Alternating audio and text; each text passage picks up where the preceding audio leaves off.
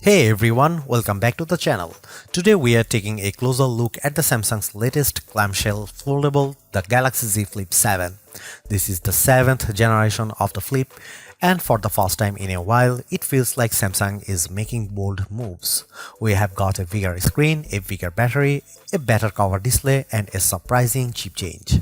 So in this video, we'll cover all the notable upgrades, the one questionable downgrade, and why this flip might be the best version yet, or the one you wait to escape. Let's jump in. At first glance, the Flip 7 looks familiar, same overall vibe. But look a little closer and you will notice a key change. Everything is slightly bigger.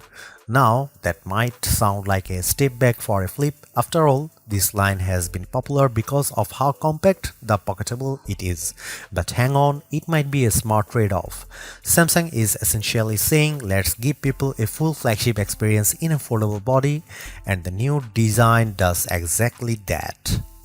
So, where does the Flip 7 stand?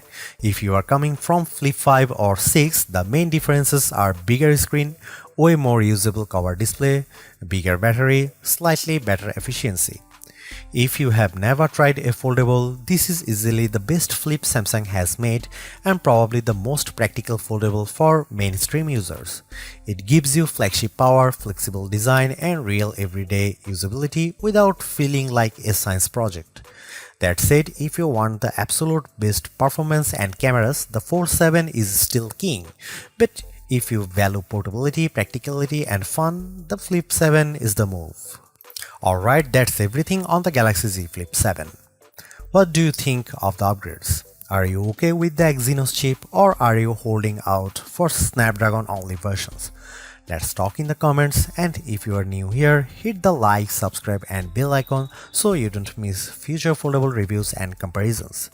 Thanks so much for watching, and I'll catch you in the next one.